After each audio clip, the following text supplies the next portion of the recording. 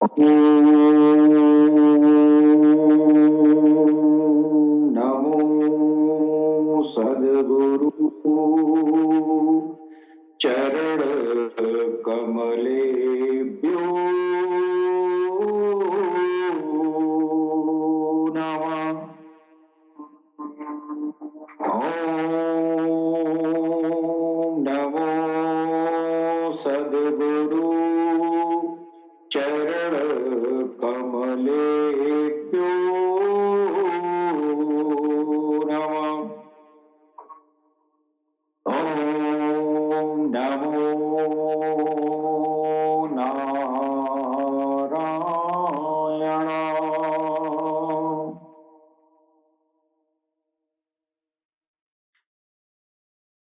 ओम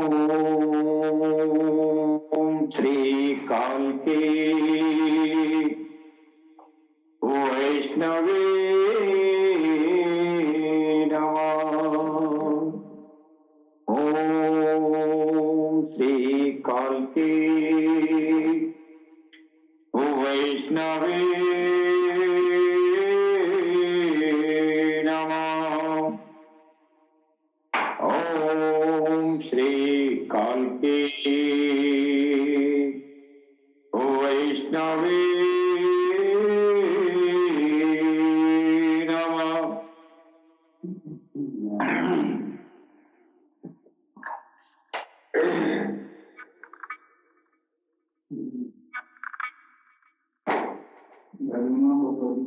तेजोसि तेजो महिदे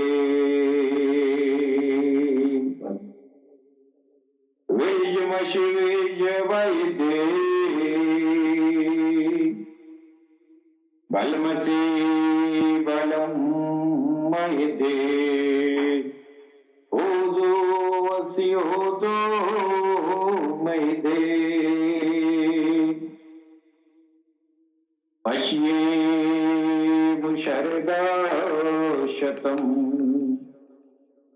जीवे मुशर्गा शतम् ऋणयामुशर्गा शतम् प्रब्रवामुशर्गा शतम् अदिनाहस्यामुशर्गा शतम् भूयश्च शर्गा शता। ॐ शं नो मित्रशं वरुणः शं नो भवत्वर्यमा शं नो इन्द्रो बृहस्पतिः शं नो विष्णु रुरुक्रमः। ॐ शान्तिः शान्तिः शान्तिः। वक्रतुंड महाकाय सूर्यकोटि संप्रभ निर्विघ्नं कुरु मे देवं सर्वकार्येषु सर्वदा। ॐ गंगणपतये नमः। ॐ गंगणपतये नमः। ॐ गंगणपतये नमः।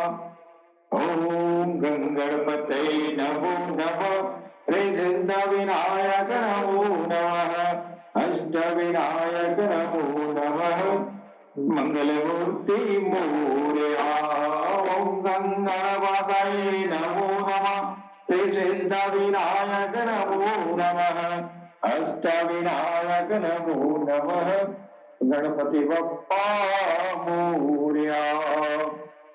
ॐ इमं देवा असपत्तनं gwं सुभद्यं महते क्षत्राय महते ज्येष्ठाय महते जानराज्याय इन्द्रस्येन्द्रियाय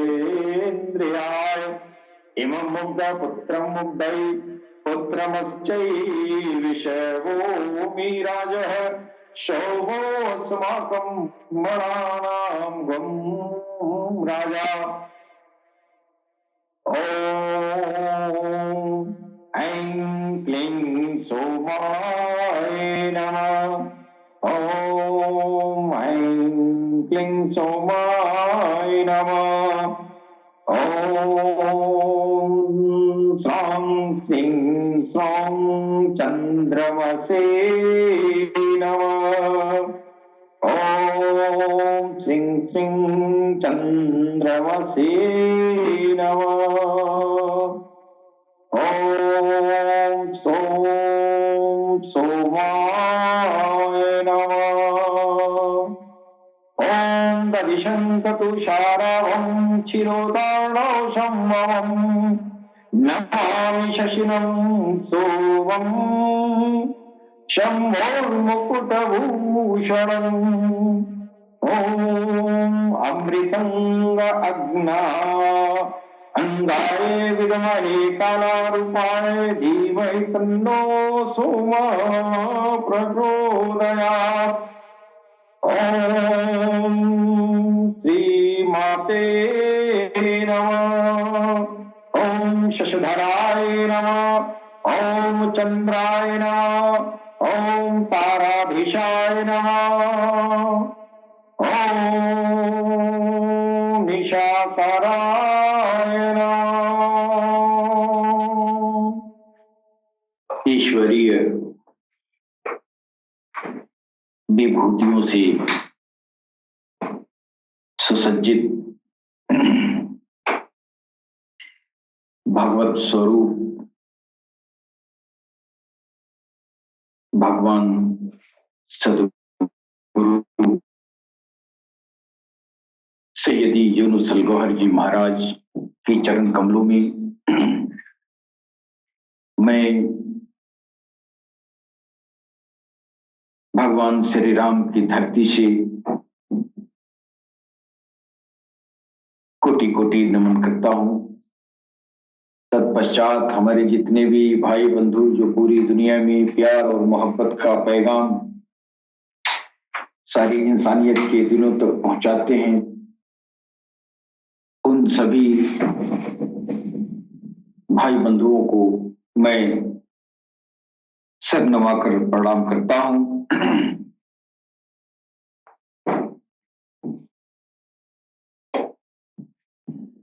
हमारे अल्लाह टीवी सुनने वाले तमाम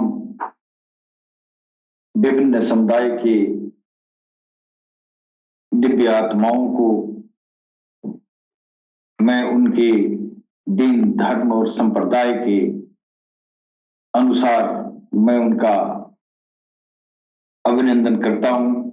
सलाम, नमस्ते, सत श्री अकाल, गौहरशाही, मरहबा।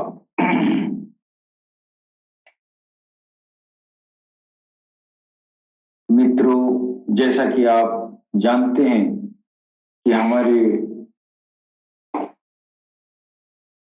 अलरा टीवी के प्लेटफॉर्म से भगवान कल के अवतार नरशंस उदखेल समावेल मैत्र बुद्धा तीर्थंकर तेज सरोस इमाम मेहदी अस्सलातु आदि आदि नामों से जाने जाने वाले कलयुग में आने वाली उस हस्ती का पहचान हम लोग इस प्लेटफॉर्म से इंसानियत के बीच कराना चाहते हैं जी।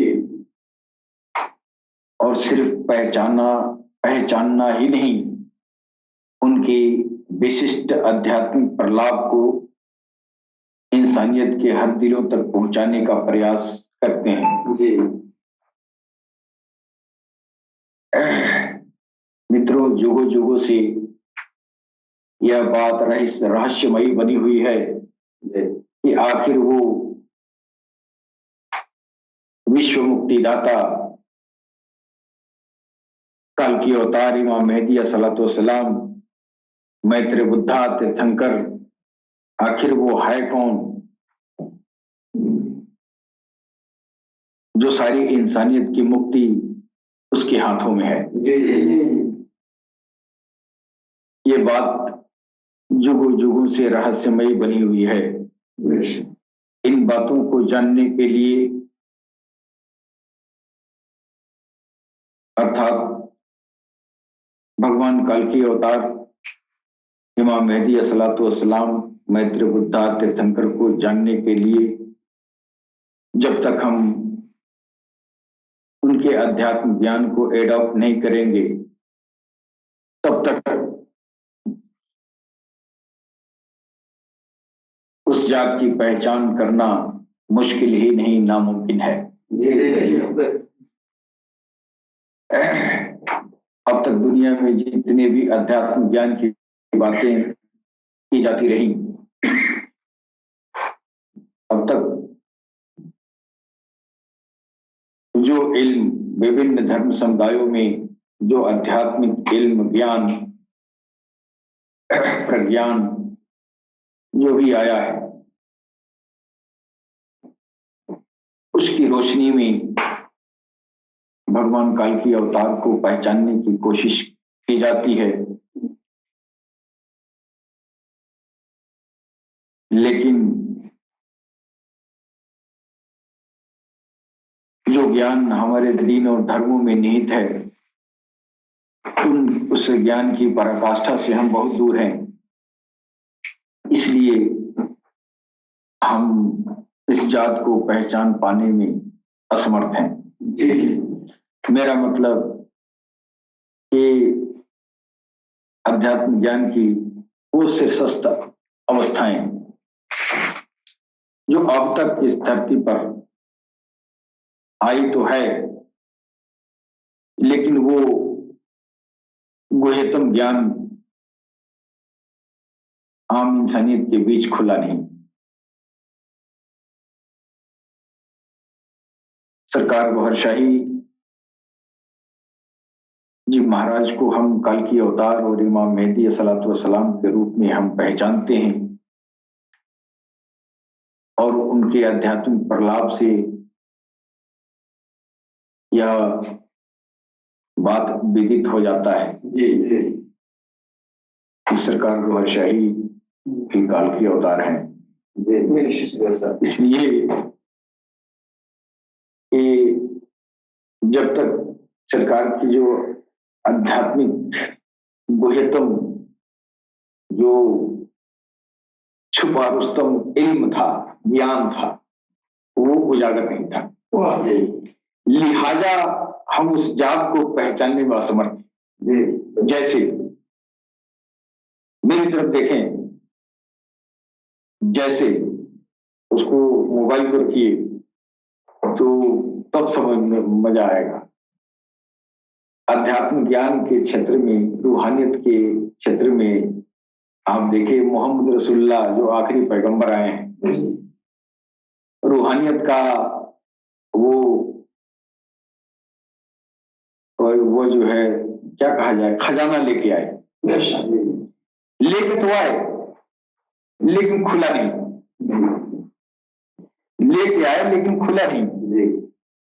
और क्यों नहीं खुला? अभी तो एक ही इल्म खुला था उनका, आध्यात्मिक एक ही इल्म खुला था, तो इतने बड़े बड़े औलिया, बड़े बड़े मर्दे कलंदर बन के तैयार हो गए। अभी एक अलिफ लाम मीम का राज खुला था। अभी सारे इल्म जो है उतरा तो उन्हीं के ऊपर, लेकिन खुला नहीं। हम उस इल्म के अभी अलिफ लाम मीम की जो बात की जाती है, आपका जो है 29 है हुरूफ, जिसका राज जो है पढ़ने वाले लोग कहते हैं ये इसका मतलब, इसका राज तो अल्लाह और अल्लाह के रसूल जानते हैं। अल्लाह और अल्लाह के रसूल जानते हैं, आप नहीं जानते। इसलिए नहीं जानते कि रसूल अल्लाह ने आपको बताया नहीं, और अल्लाह से तो आपको ताल्लुक नहीं है कि नहीं? तो अल्लाह से ताल्लुक ही नहीं है और रसूलुल्लाह ने बताया ही नहीं। अगर बताए होते तो जो है दुनिया जान जाती। जब वो इल्म खुलता तो उस इल्म के रोशनी में कल के अवतार को पहचानते ना। जैसे एक मिसाल हम दे रहे हैं कि सरकार ने फरमाया कि एक इंसान जो तैयार होता है वो एक तरह का ढांचा है, और उस ढांचे में जो है 2 तरह की आत्माएं होती हैं। अब तक दुनिया एक आत्मा जानती थी, लेकिन सरकार ने कहा वो एक आत्मा के पोषण के लिए तमाम सारी आत्माओं का झुंड आपके अंदर डाला जाता है। जैसे उन आत्माओं में दो टाइप है, एक समाधि अरवाह, एक अर्जी अरवाह। समाधि अरवाह जो आसमान से डाली जाती है, आसमान से आती है, पैदा होने के बाद इंसान के अंदर डाली जाती है, लेकिन पैदा होने के पहले आत्माओं का एक ग्रुप है जो डाला जाता है। अब ये समाधि और अर्जी अरवाह का इल्म तो उतरा तो मोहम्मद रसूलुल्लाह के ऊपर, लेकिन ये राज फास नहीं हुआ था, इसलिए तमाम बड़े बड़े बुजुर्ग होने के बावजूद इस इल्म का जो है भेद नहीं खुला। जब ये इल्म का जब भेद आम जनमानस इसका पता नहीं पाएगा कि समाधि अरवाह और अर्जी अरवाह क्या होती है, कल्ब, रूह, शीरी, खफी, अफा, अन्ना, नफ्स क्या होता है, जब ये पता नहीं होगा तो फिर वो कालकी अवतार को कैसे समझेगा, वो इमाम मेहदी को कैसे समझेगा, नहीं समझेगा। इन आत्माओं की विशेषताओं के आधार पर हम जो है लोगों के मर्तबे को पहचान पाएंगे, है कि नहीं। और अब ये इल्म खुला नहीं, अब खुला नहीं तो हम हकायक तक, हकीकत तक पहुंचने में असमर्थ हैं। अच्छा, ये जो रूहानियत का इल्म है, सबसे बाद में आने वाला जो पैगंबर होगा वो सबसे ज्यादा इल्म लेके आया होगा ना जी। और जो सबसे पहले जो इल्म लेके आया, जो सबसे पहला पैगंबर होगा, यानी जो इस धरती पर पहली बार वो इल्म को ले आया होगा और सबसे बाद में आया होगा, दोनों अंतर नहीं होगा। कुदरत का कानून है उत्तरोत्तर विकास होना जी। तो आदम से दुनिया जो इल्म लेके आए, जो ज्ञान लेके आए, वो तो प्रिमिटिव स्टेज थी, है नहीं। और मोहम्मद रसूलुल्लाह जो लेके आए वो तो बहुत हाईएस्ट होगा ना, उस इल्म का वो उरूज होगा।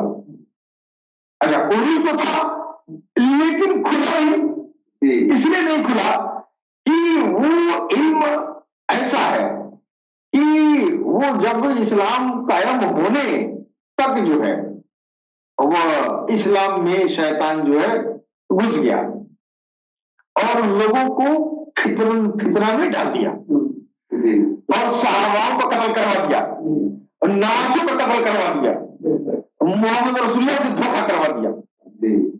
किसने? शैतान ने। अब शैतान ये कर रहा है, लोग फितना में पड़ गए और रसूलुल्लाह की वक्त भी आ गया उनको गायब होने का, इस दुनिया से पर्दा करने का वक्त भी आ गया और जीवन भर इस्लाम को कायम करने में लड़ाई नहीं होती रही और इस इल्म को खोलने का मौका नहीं मिला। ये इल्म के खोलने का मौका नहीं मिलेगा, ये अल्लाह को मालूम था, इसलिए अल्लाह ने कहा वली आखिरती खैर लकुम मिनल उला। अब ये इल्म अब तो यहाँ 66 साल के उम्र तक जहां तक खुला वहां तक खुला, खोलना तो सब है ना।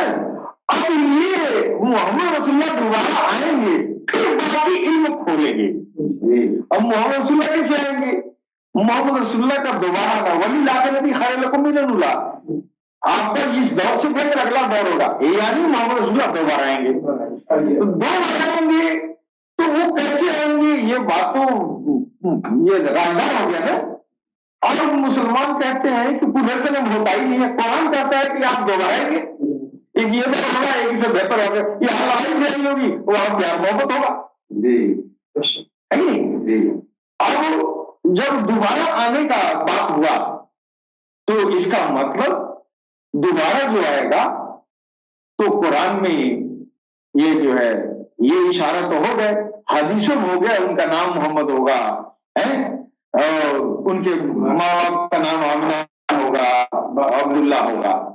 अब ये बुनियाद ज्ञान अगर रहता तो आज वो बैठ के जो लोग इंतजार कर रहे हैं कि कोई मोहम्मद नाम का पैदा हो, कोई आमना माँ हो और अब्दुल्ला बाप हो, ऐसा बैठे बैठे उम्र गुजर जाए, ऐसा इमाम मेहदी तो कभी नहीं आएगा है नहीं। और हमारे सनातन धर्म के भाई लोग जो कल्कि अवतार को बैठ के खोज रहे हैं, वो कल्कि अवतार उनको अर्जी और समाधि अरवाह का ज्ञान ही नहीं खुला है, तो कल्कि अवतार को पहचानेंगे क्या? कल्कि अवतार को पहचानना तो नामुमकिन है इस इल्म के बगैर।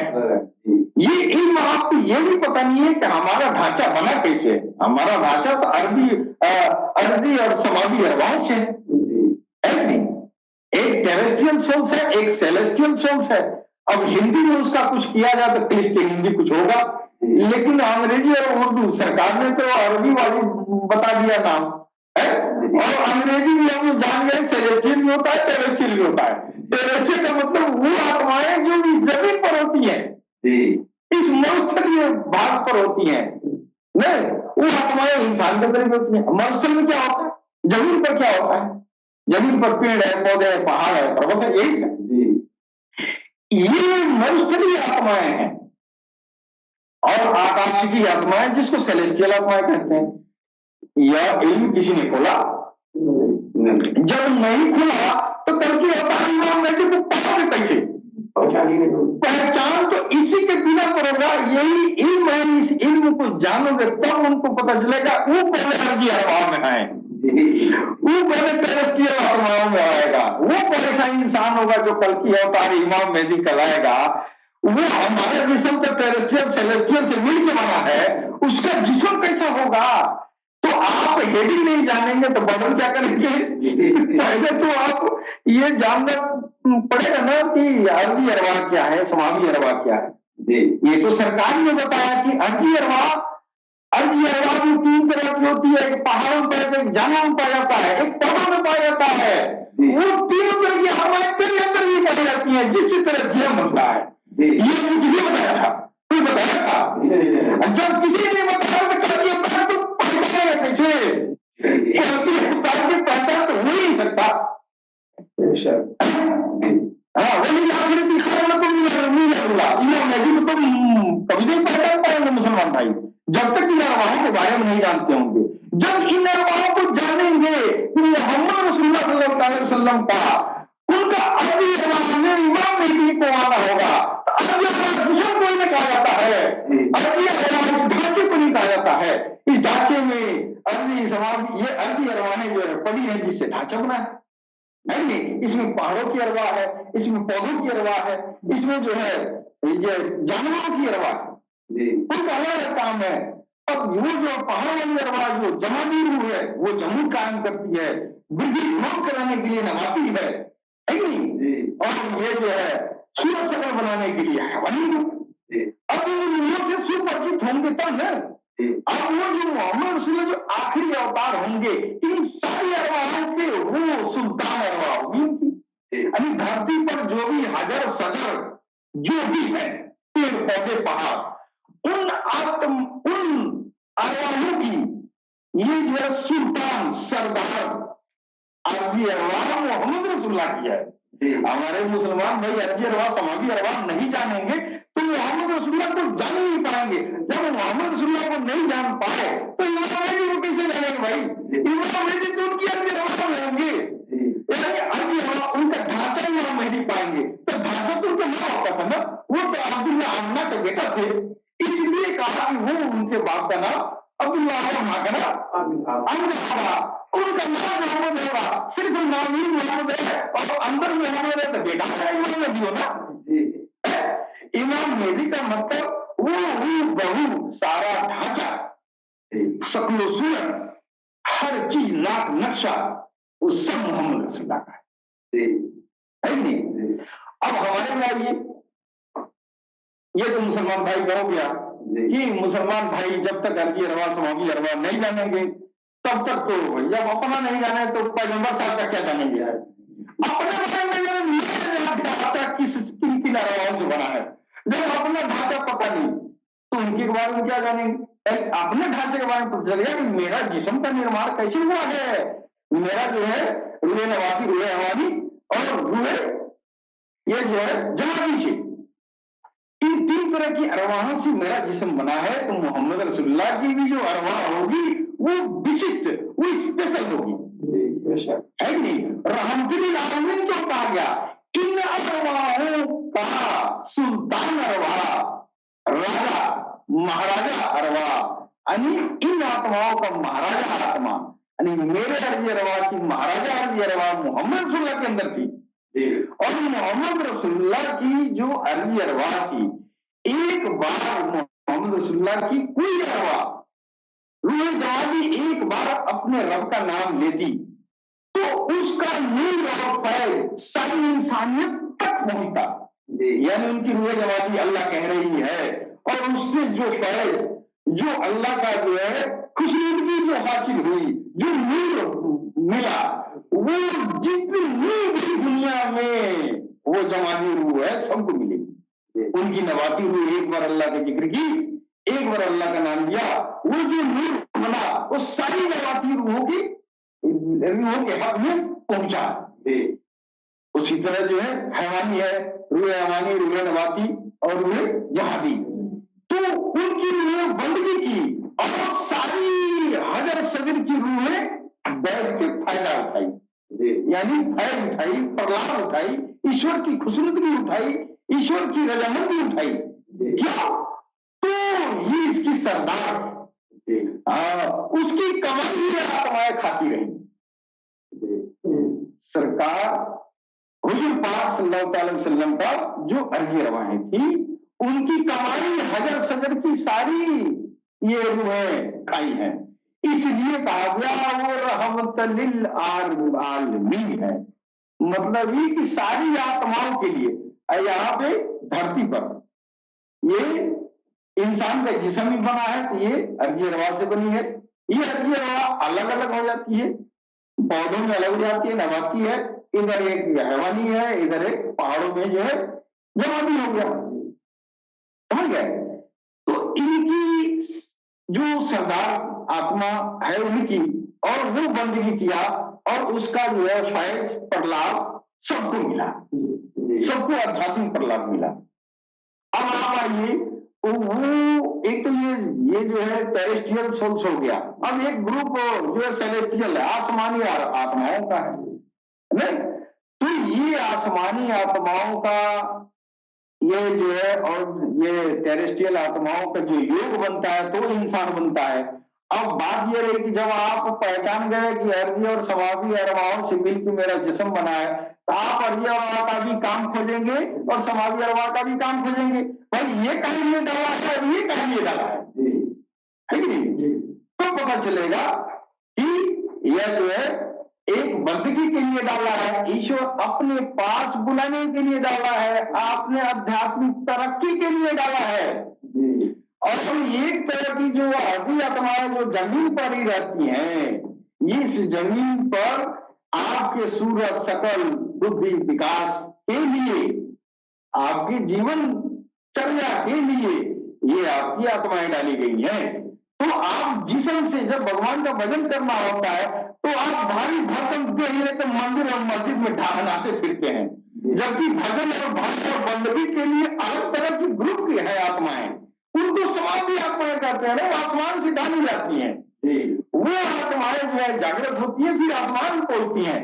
कुछ आत्माएं तो ऐसी हैं जो जागृत होकर प्रभु के सामने साक्षात्कार के लिए खड़ी होती हैं। अब यहाँ इल्म और ज्ञान तो आम था नहीं, ये तो सरकार गौरशाही आगे बता रहे हैं, ये सरकार गौरशाही बता रहे हैं। इसके पहले तो आपने कभी सुना था? नहीं सुना था। अब हम पहचान के लिए जब हम अपना नहीं जाने तो कल की अवतार को, मोहम्मद रसूलुल्लाह को, भगवान श्री राम को, भगवान कृष्ण को, भगवान हनुमान के अर्जी अरवा समाधि अरवा को कैसे जाने? हम तो जानते ही नहीं थे। अब हमको राम और कृष्ण को जानना होगा तो आनंद भानन में हम जान लेते हैं। फिर उनका जिस्म कैसे होगा, वो हनुमान कैसे आसमान में प्रवास करते थे, है ना? भगवान श्री राम इतना दिव्य कैसे थे? इसलिए कि अब सरकार ने हमको बता दिया ना कि ये तुम्हारा जो है ये जिस्म, जो ढांचा है, इस ढांचे में दो तरह की आत्माओं का समूह डाला गया। जब तुम मरोगे तो ये मरना उसको कहते हैं जब दोनों तरह की ये आत्माओं का सेट जो है अलग हो जाता है, अलग हो जाता है तो मौत कहलाती है। दरअसल आत्मा की मौत नहीं होती है, आत्मा मरता ही, आत्मा अगर अमर है, ये तो भगवान किसने कहा? फिर भी गीता पढ़ते हैं और मरने जीने की बात करते हैं, फलाने मर गया, ढकाने मर गया, ये मर गया, वो मर गया। कहां मर गया? आत्मा मरी नहीं। अरे आत्माओं का एक झुंड था, वो झुंड 2 टुकड़े हो गया या टुकड़े टुकड़े हो गया। अर्धी आत्माएं, ये जो है जहां से आई थी अर्धी आत्माएं, ये पहाड़ों से आई थी पहाड़ों में, या किसी के जिस्म बनाने के लिए गई है, नवाती है किसी माँ के शिकम में चली गई है ना, हैवानी है किसी और बच्चे के शक्ल सूरत बनाने में चली गई, यहां से निकली वहां से निकली, ये जमीन पर ही रहेंगी, ये कभी नहीं जाएंगी, न खत्म होंगी, अमर तो है। और आसमान से आई है, आसमान से जो आत्मा आई है वो भी अमर है। तो आत्मा अजर अमर अविनाशी तो है।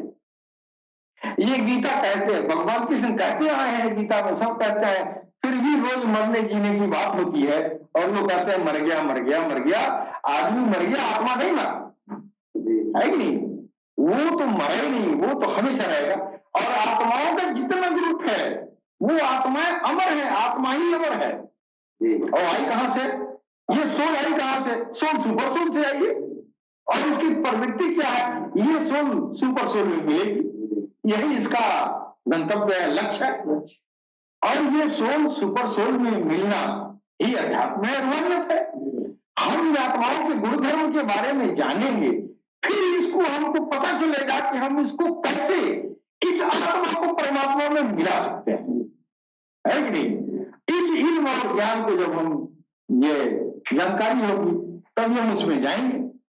और ये इल्म और ज्ञान जो इस स्तर का ज्ञान जो है जो दिया है उसके रोशनी में देखें तो कल की अवतारा पहचान लेंगे। आज तक कोई किसी भी दीन और धर्म का कोई भी साधु संत महात्मा पीर फकीर औलिया कोई ये कहा था कि पत्थर पत्थर से टकराते हुए चिंगारी निकलती है तो तेरे दिल में राम करेगा तो वहां ज्योत बनेगी।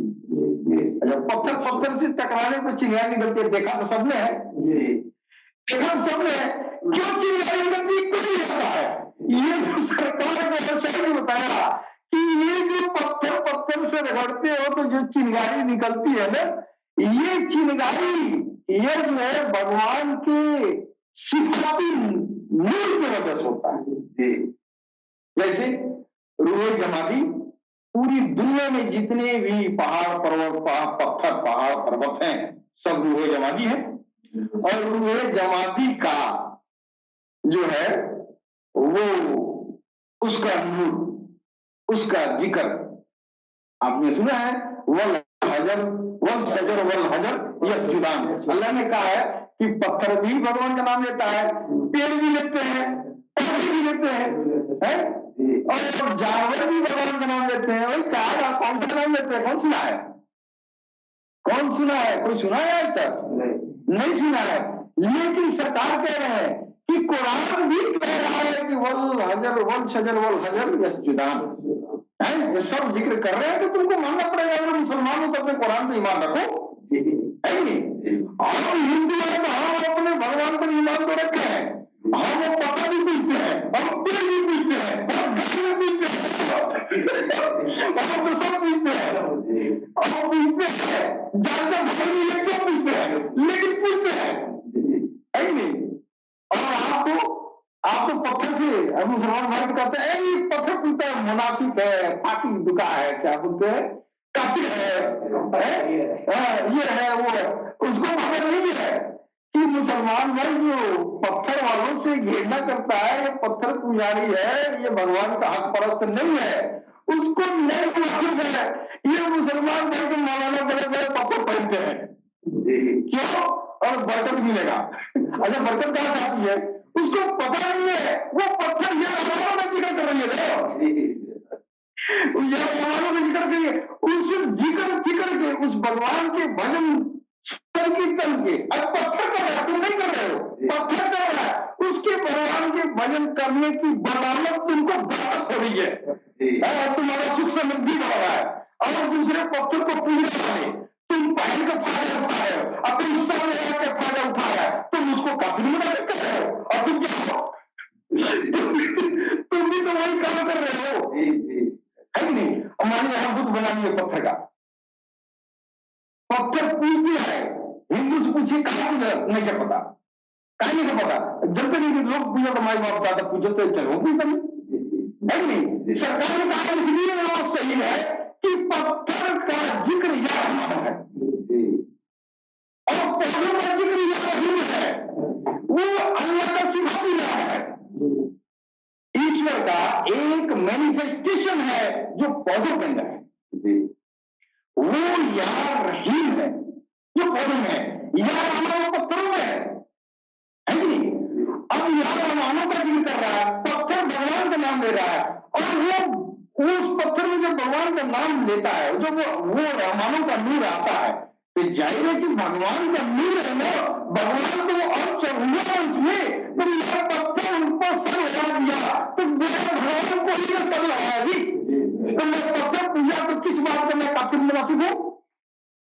किसी हिंदू को पता नहीं है कि पत्थर क्यों पूजा जाता है, पौधा क्यों पूजा जाता है, गाय भेड़ भैंस क्यों पूजा जाता है, इन लोगों को पता होता नहीं है। ये तो ये कहते हैं गाय हमको दूध देती है, भैंस हमको दूध देती है, बस हमको खेती करता है? अब पत्थर कहा प्रकट हो गए, जानता रहता तो कुछ नहीं है, मालूम तो कुछ नहीं है, मालूम रहता तो नहीं कहता ये पत्थर मेरी तरह उसके अंदर आत्मा है, उस आत्मा का जिक्र या रहमानो है, या रहमानो का जिक्र, यानी भगवान का, ईश्वर का, अल्लाह का, परमात्मा का वो निरंतर नाम लेता है, जिसकी वजह से वो हम धारण करते हैं, उसको टच करते हैं, स्पर्श करते हैं, वो नूर मेरे अंदर दाखिल होता है, फिर उस नूर से हमको प्रभाव मिलता है, इसलिए हम पत्थर पूजते हैं। पत्थर नहीं गोरा हम पूजते हैं। कैसे? हम आगे पूजते हैं। मूसा कलीमुल्लाह कुरान में आया है, कहे तो मूसा कलीमुल्लाह को जब अल्लाह ने अपना जलवा दिखाना हुआ तो झाड़ी में लगा हुआ आग उन्होंने देखा और आग से आवाज आई, ऐ मूसा डरो नहीं, तुम आग जलाओ, है? और वो मूसा डर रहे थे, आग लगी, आग तो बहुत पहले से देखते थे, आग तो देखे ही थे, लेकिन झाड़ी में आग लगी हुई देखे और आवाज आ रही है, डरो नहीं, मैं तुम्हारा हूं, मैं तुम्हारा हूं। आज मेरे सनातन धर्म में घूम घूम के ये जो शादी विवाह होता है तो आग का जो है, अग्नि का क्या कहते हैं, अग्नि का फेर लगाते हैं और अग्नि को साक्षी मान के कसम उठाते हैं कि हम तेरा साथ नहीं छोड़ेंगे। किसका हम नाम लेके कसम उठाते हैं? भगवान का, राम का, वो ईश्वर का, प्रभु का। आग को नहीं, आग में जो रहमान का नूर है, उस नूर के सामने कसम उठाते हैं अपने जोड़ीदार से कि हम तेरा साथ नहीं छोड़ेंगे। किसी हिंदू को मालूम है? ये तो सरकार का वर्षा ने कहा है। जब ये इल्म मालूम नहीं होगा तो कैसे आपको पता चलेगा कि कल की अवतार है कौन, ये ज्ञान देने वाला है कौन? ये सबको, हिंदू मुस्लिम सिख ईसाई सारे दिन धर्म वालों को सत्य कहने वाला है कौन? अगर मुसलमान होते कहते पत्थर को मत पूजना, ये हराम है, ये नाटक है, ये बुराई है, ये ऐसा है वैसा। सरकार को औषधि दिए ना, सरकार को औषधि कहा कि हिंदू अपनी जगह तो पत्थर पूज रहा है, हाँ इसलिए या रहमानो का नूर उसके अंदर है, तो या रहमानो अल्लाह का नूर है ना, वो सिफा अल्लाह का सिफाती नूर है, तो वो सिफाती नूर को पूजता रहा है कि नहीं? अब सिफाती नूर की पूजा तो अब मान लीजिए कि हज़रत मूसा कलीमुल्लाह जब पहाड़ पे जब बात करने गए, जब पहाड़ पे बात करने गए एक तजल्ली गिरी और बेहोश हो गए। क्यों? वो तजल्ली जो है वो जाति नूर की तजल्ली थी। ईश्वर का जात और सिफात अलग अलग है, तो अब तक सिफाती जमीन पर आई थी, वो जात का काम थोड़ी रोक पाएंगे। वो पहाड़ पर्वत या रहमानों का जिक्र कर रहे थे और अल्लाह की तजल्ली आ गई, तो अल्लाह की तजल्ली बढ़ेगी, इस वजह से अल्लाह की तजल्ली ये सिफाती नाम वाले बर्दाश्त थोड़ी कर पाए। आग लग गया है नहीं, आग लग गई। तो अब ये चीजें जो है दुनिया को नहीं मालूम है, हमारे मुसलमान भाई को यह बात नहीं मालूम है, हिंदू से नहीं करता, और हिंदू को यह बात नहीं मालूम है कि हमको सिफाती असमा मिला, हमको सिफाती जो है नाम मिला, हमको वो सिफ्त ही दिया, कहीं पेड़ में, कहीं जानवर में, कहीं जो है पहाड़ में, है नहीं, कहीं पत्थर में, उसकी सिफ्त, उसका नूर को हमको दिया, उस नूर को पाए, उस नूर को पूजे। लेकिन एक पैगंबर आया आखिरी में जिसका नाम मोहम्मद रसूलुल्लाह। जब वो आया तो वो कहा कि मैं शहादत देता हूं, मैं गवाही देता हूं, और अल्लाह को देख के आए, वो हमसे बात किया और हमसे गले मिला और इतनी बातें हुई। मैं गवाही देता हूं तो वो तो कुर्सी पर बैठा है, जब तक वो नहीं कहे तब तक जितने दिन धर्म वाले थे सब सिफाती नूर की पूजा करते रहे। और दुनिया वालों में क्या गलती है? आज मुसलमान कहता है ये पत्थर पूजता है, ये पेड़ पूजता है, ये दरिया पूजता है, ये सूरज और आग पूजता है। हम क्यों नहीं पूजे? अल्लाह ने हमारे पैगंबरों को यही बताया। अल्लाह इतना ही देना चाहता, अपनी सिद्ध को ही दिया, सिफाती अस्मा ही दिया, सिफाती नाम ही दिया। हम उसी का विरोध करते रहे, उसका संकीर्तन करते रहे और हम उस सिद्ध ईश्वर के सिद्ध तक पहुंचे और यही हम बैठ के झुंझुना बजाते हैं। लेकिन इसमें जात अल्लाह तब आया जब उसका जाति नूर आया। जब मोहम्मद रसूलुल्लाह जब आए तो मोहम्मद रसूलुल्लाह ने इसमें जात दिया और वो भी इसमें जात बहुत महदूद एकादुखी लोगों को, एकादुखी खास लोगों को, उन लोगों को जिनको आसमान तक पहुंचाना था। वो आसमान, वो भगवान का नाम जो भगवान तक पहुंचाए उसको जाति अस्मा कहते हैं। वो जाति नूर है नहीं? और जिसको आसमान पर नहीं जाना है, जिसके अरबी अरवाहों को बंदगी में लगाना है, तो भगवान के सारे नाम बंदगी, सारे नाम जितने हैं सब अरबी अरवाह के लिए हैं, सिवाय एक जाति नाम अल्लाह है, वो समाधि अरवाह के लिए। वो समाधि अरवाह जो आसमान से आई है, उन आसमां से सिर्फ अल्लाह से ये बेदार होगी, इसलिए अल्लाह दिया गया।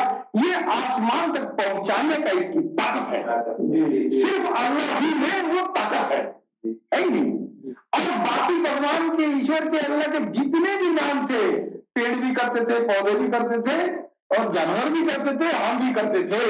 तो हमारे और जानवरों को कोई अंतर तो है नहीं, जैसा जानवरों से हम जानवर से ऊपर तब होंगे जब अल्लाह के उस नाम को हम पा जाए, जिस नाम से मेरा आसमानी सैर तय शुरू हो जाए, जिस नाम के जरिए नाम वाले के सामने खड़ा हो जाए। और ये जो है ये अता, ये मोहम्मद रसूलुल्लाह के जमाने में महदूद था और ये अता इस दौर में हर आम खास के लिए सरकार बादशाही ने ये कहा कि अब तुम जो वो बंदगी न करो जो पेड़ पौधे पहाड़ पर्वत जीव जानवर करते हैं। अगर ये करते तो वो तुम तो बराबर ही हो, तुम तो मनुष्य हो, असफल मखलूकात हो। अब तुमको तुम्हारी ये समाधि आत्माओं को, आसमानी आत्माओं को जागरूक करने का ईश्वर का वो जाति नाम हम दे रहे हैं, जिस नाम के जरिए तेरे अंदर नूर बनेगा, उस नूर के जरिए तेरी रूहें बेदार होंगी और अच्छे मोल तक पहुंचेंगी। ये इल्म किसी ने नहीं खोला, भगवान के रूबरू खड़ा होने का इल्म जो है सरकार गौहर शाही ने खोला है। और अब तक जो सरकार गौहर शाही ने जो इल्म बयान किया है, जो ज्ञान बयान किया है सारी इंसानियत के लिए, निष्पक्ष रूप से, किसी एक दीन धर्म के लिए नहीं, सारी इंसानियत के लिए। सबका हक है अपनी आत्मा को परमात्मा में विलीन कराना। सिर्फ सरकार गौहर शाही की नजरों से यह काम होगा, वरना होता नहीं है, सिर्फ कल्पना है, कही जाती है, कही जाती रही। क्यों नहीं, क्यों कही जाती रही? इसलिए कही जाती रही कि जाति अस्मा तो बाद में आया और जब पहले से तो सिफाती अस्मा का भजन करते रहे और हम वो अस्मा हमारी अर्जी, हमारे जिस्म के लिए था, जिस्म की आत्माओं के भजन के लिए था, जिससे प्रभु का मिलन होना है। उसका तो बेदार होने वाला मसीह ही नहीं था। उसकी वो तो मसीह क्या है? भगवान का वो नाम जो जाति है, उस जाति नाम को सरकार गौरशाही अब बिना सबके दिनों में रोकते जा रहे हैं। तब हर कोई आसमान में जाके रब का दीदार कर सके। ये सबसे बड़ी उपलब्धि है, कोई दे नहीं सकता था जमाने में, आज तक किसी ने नहीं दिया। और डंका के चोट पे ये तुम्हारे अंदर जिस दिन जाएगा और तुम्हारे रूह में, तुम्हारी आत्मा में जाएगा, ये आत्मा एक दिन जागृत होगी, उसमें पंख लग जाएगा, वो परवाह करेगी और रब के सामने जाकर मुस्कुराएगी। इतना ही नहीं, जो ये नहीं कर सका, ये नहीं कर पाया, मान लो कि सिलेंडर कर दिया, सरकार हम ऊपर नहीं जाएंगे, सरकार ने ऊपर से नीचे नहीं बुला दिया कि नहीं आएगा।